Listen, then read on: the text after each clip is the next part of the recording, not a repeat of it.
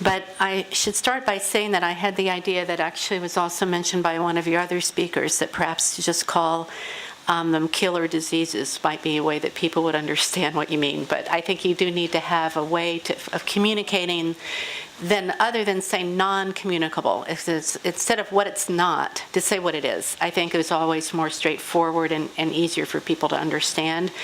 And anyway, we are learning that in some ways some of these diseases are communicated, even if it's through the way behaviors are transmitted in society. And so maybe even thinking about the communication model as being irrelevant isn't necessarily correct anymore in terms of what the science is telling us. So moving to the first slide, though, and this is something everybody's well aware of, and that is that we've had, certainly in developed countries, wonderful success with improvements in infant mortality and declines of cardiovascular diseases in most countries, not in all countries, even developed countries. And of course, and next slide, increased life expectancy. And these are all from OECD countries, and that are not always comparable statistics globally. But I think globally life expectancy obviously has been good. And we do know, yes, the next slide, that yet, that of course healthcare spending is a part of this, but not necessarily. And I think this is a dramatic picture that the United States itself, if you could go back, is that automatically advancing? I'm sorry, I don't know if it's set up to do that. I didn't mean to. If I did, I apologize. But that, of course, that up to a certain point, spending more money for health care services does improve health, but there's beyond a point where it doesn't, arguably, and that if you have other factors, such as lifestyle factors, that in fact you can be spending more and more and more money on health care without necessarily seeing an improvement in life expectancy. And next slide. So I was asked also to point to the fact that the environment is involved, and this is a very complicated slide from a journal article. I would never show this to a policymaker, but of course in many ways how we use energy does affect health. And next slide. And that, in fact, we see globally that we have, the environment and risk transition that is occurring, that with increased sanitation and increasing wealth, that we should be seeing less severity of health impacts. During that transition point, we have problems, environmental problems that occur that can cause air pollution and other forms of pollution to go up and then down again. But the thing that's trending in the opposite direction and is very difficult and is inexorable at this point is the greenhouse gas emissions and the potential for those to have an impact on health. And next slide. And that household and community exposures do then tend to be at the highest point, and many environmental exposures during low and medium development points go down during the highest areas of development, and that the household exposures tend to go down. The communities tend to suffer impacts of pollution during economic transitions. Next slide. Energy consumption itself is a health good. And we can't talk about it as just an unmitigated bad, because we do know that there are vast improvements in health that occur as a result of consumption of energy up to a certain point, and then that it levels off. And so we can use more and more and more energy, and we don't get healthier or even happier necessarily, but do suffer more of the consequences of pollution and the greenhouse gas emissions. And I think this is important because we need to always be sure when we talk about this that we're sensitive to the fact that in low-income countries, more energy is needed to support health. Next slide. And that's just another way of looking at it in terms of life expectancy. World regions, of course, the use of energy is not equitable, and that's always an issue that comes up when we talk about these environmental issues, that there are vast inequities in terms of both the impacts and the benefits from the use of fuels. And in established market economies, we have fuels that are fairly low polluting fuels that are pretty healthy fuels, And then as we move to economies that are where there's more poverty, and especially, say, sub-Saharan Africa, it's not even a low amount of consumption of fuel per capita, but also the composition of that fuel in terms of more being rural biomass, which is less healthy, creates pollution indoors, and other problems. Next slide.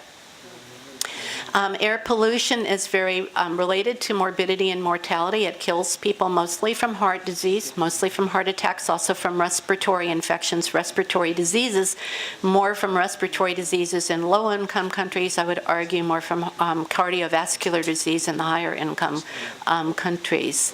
Next slide.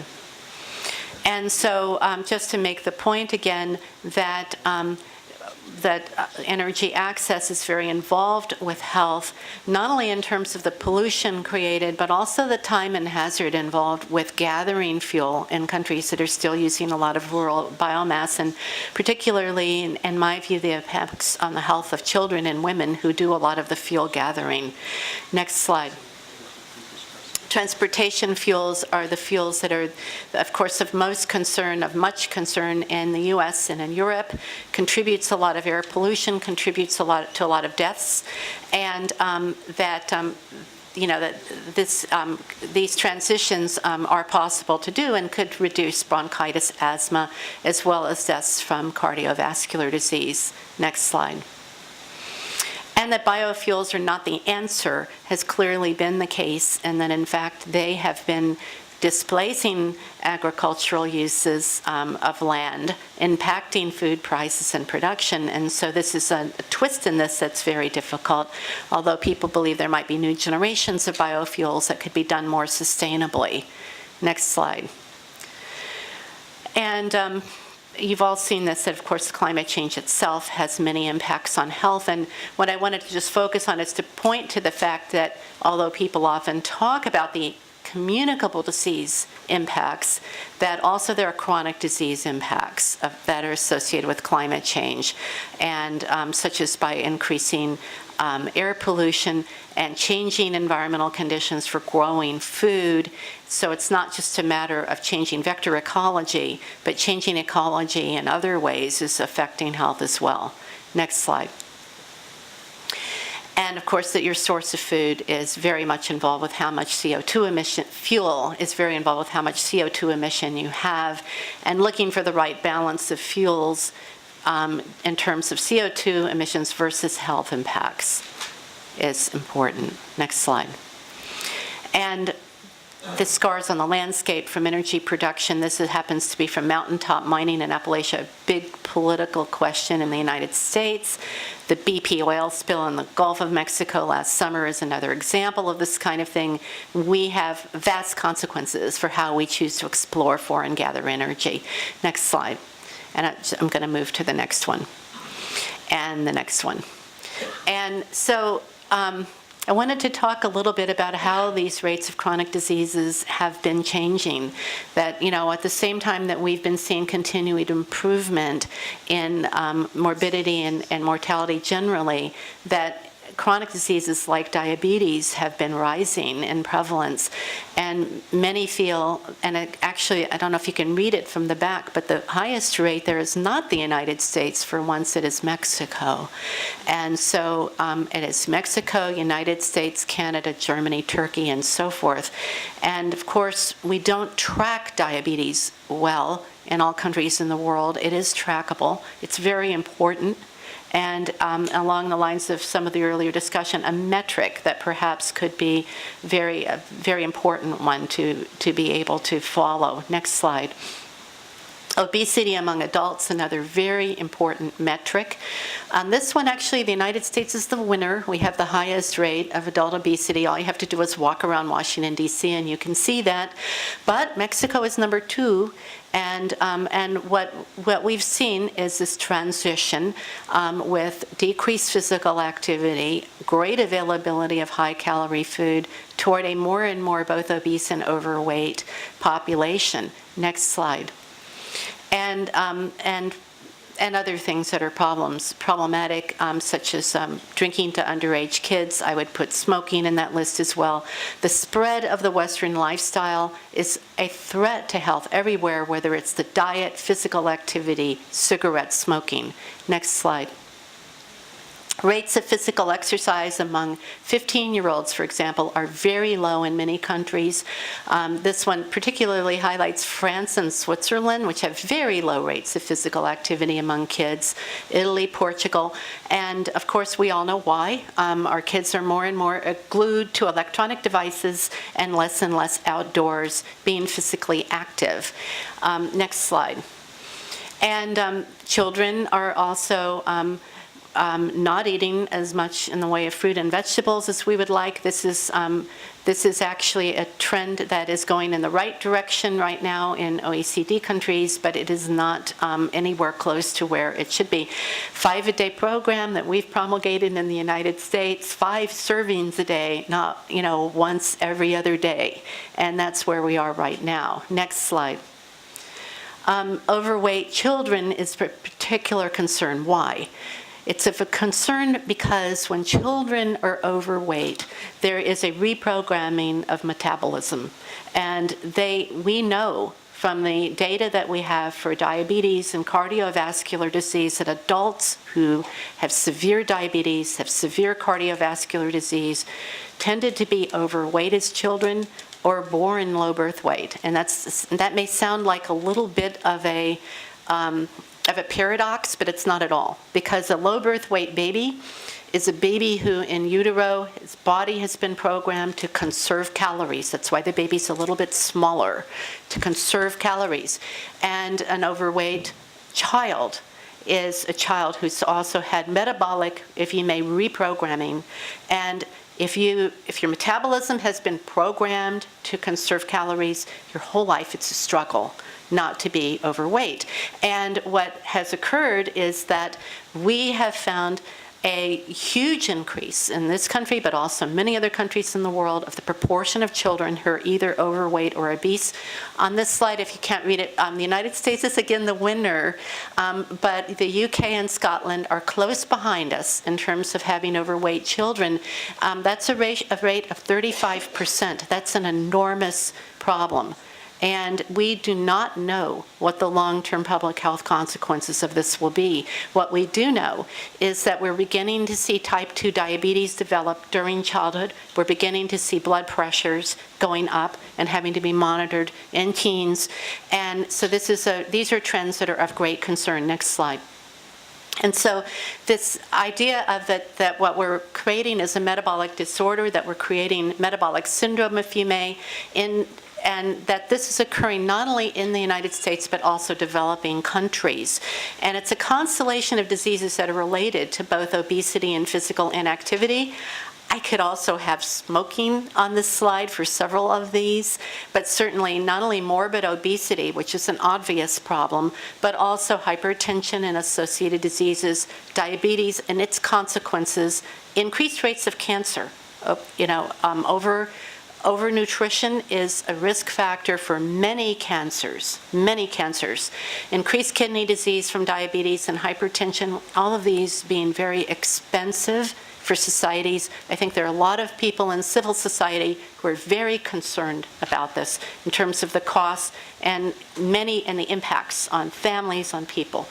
And I think for the first time in history, we could be witnessing a reversal in what have been very good trends in health as a result of this. Next slide. So these are some statistics from a reference that I have later, but just to say that it's pretty stunning.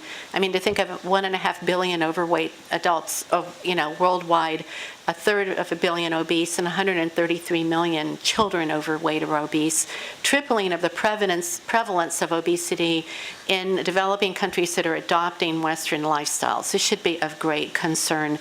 And that particularly bad is the combination of a baby being born low birth weight and a Western lifestyle. And so a place where there's possibly a bridge with the maternal and child health community, because this is a very bad combination, and that has been proven epidemiologically, and of course the huge healthcare costs. Next slide. So that I would argue that these problems start in childhood, and actually there's a parallel with smoking here, that obese children have an increase of risk over a lifetime, earlier and even childhood onset of diabetes type 2, earlier onset of hypertension. And like with smoking, if you start smoking when you're a kid, when you're a teen, it is much harder to end the addiction. Tobacco is more addicting to young people, and I would argue this is also true in terms of overconsumption of calories because of, again, the metabolic shift. It's not exactly the same kind of addiction, but there truly is a biochemical basis for being concerned about childhood obesity. Next slide.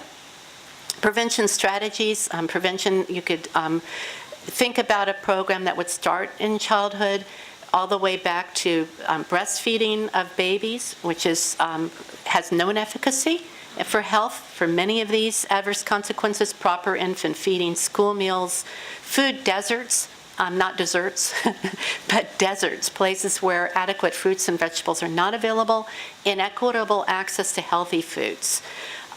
Promoting physical activity and exercise. People like Michelle Obama have been willing to stand up and do that. That is a place where in some countries there's some appeal, I think, to that politically, making environments safe for children for play.